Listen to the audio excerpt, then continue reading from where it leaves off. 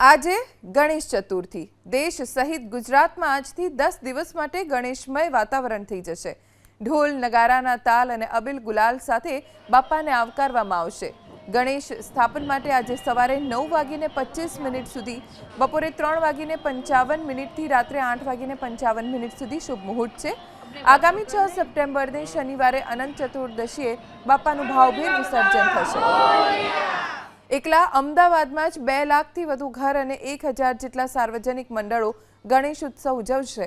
ગણેશ ચતુર્થીએ આજે અતિ પ્રાચીન સિદ્ધિવિનાયક મંદિરે ગણેશ ભક્તોની ભીડ જામી।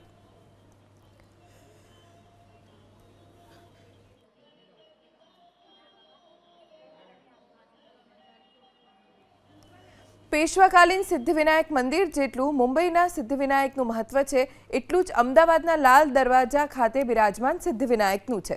જે લોકો મુંબઈ વિઘ્નહર્તાના શરણે નથી જઈ શકતા, અમદાવાદના આ સિદ્ધિવિનાયકના દર્શન કરે તો પણ એટલા જ પુણ્યની પ્રાપ્તિ થાય છે। ગણપતિ બાપા મોરિયા, મંગલ મૂર્તિ મોરિયાનો જે નાદ છે તે આજે અમદાવાદમાં ગુંજી ઉઠશે, કારણ કે આજે છે ગણેશ ચતુર્થી અને ગણેશ ચતુર્થીના દિવસે આપને કરાવી રહી છું અમદાવાદના સૌથી પ્રાચીન એવા સિદ્ધિવિનાયકના દર્શન। જે રીતે મુંબઈમાં સિદ્ધિવિનાયક છે એ જ રીતે અમદાવાદમાં પણ આ સિદ્ધિવિનાયકના દર્શન કરવા માટે લોકો દૂર દૂરથી આવે છે અને આજે ગણેશ ચતુર્થીના દિવસે ભક્તોની જે ભારે ભીડ છે તે જોવા મળી રહી છે। જો કે સર્વપ્રથમ પૂજનીય દેવ ગણપતિ બાપા કહેવામાં આવે છે અને આ મંદિર તો પેશવાકાલીન મંદિર છે, ત્યારે ભક્તોમાં ખૂબ જ ઉત્સાહનો જે માહોલ છે તે જોવા મળી રહ્યો છે। તમામ લોકો ત્યારે ગણેશમય બની ગયા છે। આપણી સાથે ગણેશ ભક્તો છે, તેમની સાથે પણ વાત કરીશું। આપ અહીંયા આગળ દર વર્ષે આવો છો ગણેશ ચતુર્થી? દર વર્ષે આવીએ છીએ અને ખૂબ જ જૂનું, ખૂબ જ પ્રાચીન અને પેશવાકાલીન મંદિર છે અને તમે જે બી મનોકામના તમારી હોય એ સર્વ મનોકામના અહીંયા પૂર્ણ થાય છે। મંગળવાર ભરો તો બી અને ચોથ કરો તો બી એ તમારી મનોકામના સર્વ પૂર્ણ થાય છે। તો ખાસ કરીને અહીંયા આગળ જેટલા પણ ભક્તો આવે છે તે તમામ લોકોની જે મનોકામના હોય છે તે પરિપૂર્ણ થતી હોય છે અને ગણપતિ બાપા હવે મહેમાન બનીને લોકોના ઘરે પધારી રહ્યા છે, ત્યારે ગણપતિ બાપા તમામના ઘરે ખુશીઓની સોગાદ લઈને આવ્યા છે। કેમેરામેન પ્રદીપસિંહ સાથે રાજલ બારોટ, ABP અસ્મિતા, અમદાવાદ। સુખ કરતા દુઃખ હરતા વિઘ્ન વિનાયકનું આગમન થઈ ગયું છે, ત્યારે અમદાવાદના લાલ દરવાજા 4 લંબોદરાયના જે દર્શન છે તે આપ કરી રહ્યા છો।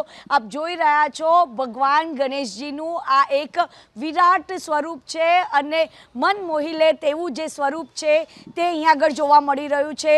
દૂર દૂરથી જે ભક્તો છે તે અહીંયા આગળ લાલ દરવાજાના જે વસંત ચોક છે ત્યાં આગળ અહીં લંબોદરાયના દર્શનાર્થે આવતા હોય છે।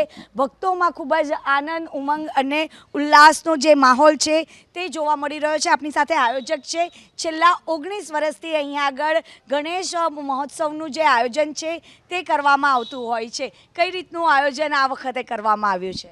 દર વર્ષની જેમ આ વર્ષે પણ આપણે સુંદર આયોજન કર્યું છે અને આપણે પાછળ જે મૂર્તિ જોઈ રહ્યા છો તે 17 ફૂટની ફાઇબરની મૂર્તિ બનાવી છે અને હિમાલયની થીમ પર આપણે ડેકોરેશન કર્યું છે। અને મારી વિશેષતા એ છે કે હું દર વર્ષની જેમ આ વર્ષે પણ એટલે વિસર્જન અમે કરતા નથી। જેમ કે જળ પ્રદૂષણ થાય છે, કુંડમાં જે વિસર્જનો થાય છે તેને આપણે 10 દિવસ જેની ભક્તિ કરી છે તેની મૂર્તિઓ તોડી દે છે વગેરે, નુકસાન થાય છે, પાણીને બી નુકસાન થાય છે, તેના લીધે હું વિસર્જન નથી કરતો। મંદિર છે, આશ્રમ છે વગેરે જગ્યાએ મૂર્તિ ડોનેટ કરી દઉં છું। ખૂબ જ સુંદર જે પ્રયાસ છે તે આયોજકો દ્વારા અહીંયા કરવામાં આવે છે। દર્શનાર્થે આવ્યા છો, કેવી અનુભૂતિ, કારણ કે દાદાનું આગમન થઈ ગયું છે? હું છેલ્લા 3 વર્ષથી અહીંયા આવું છું। ડેકોરેશન એનું બહુ ખૂબ સરસ હોય છે અને મસ્ત રીતે લોકો મૂર્તિને દાદાના શણગાર બધી રીતે કમ્પ્લીટ છે, બહુ સરસ છે, બહુ મસ્ત ડેકોરેશન કરે છે 3 વર્ષથી। તમામ લોકોની મનોકામના અહીં આગળ પરિપૂર્ણ થતી હોય છે। યસ, 3 વર્ષથી હું આવું છું, મારે જેટલી બી મનોકામના છે બધી મારા 3 વર્ષથી પૂરી થાય છે। જ્યારે કોઈ પણ શુભ પ્રસંગ હોય ત્યારે સર્વપ્રથમ પૂજનીય જો દેવ હોય તો તે ગણેશજી છે અને એટલા જ માટે ગણેશ મહોત્સવના દિવસે લોકો અહીંયા આગળ ગણેશમય બની જતા હોય છે અને ભક્તિભાવપૂર્વક 10 દિવસ સુધી દાદાની સેવા કરતા હોય છે અને દાદા પણ તમામ લોકોના ઘરે ખુશીઓની સોગાદ લઈને આવતા હોય છે. કેમેરામેન પ્રદીપસિંહ સાથે રાજલ બારોટ, ABP અસ્મિતા, અમદાવાદ.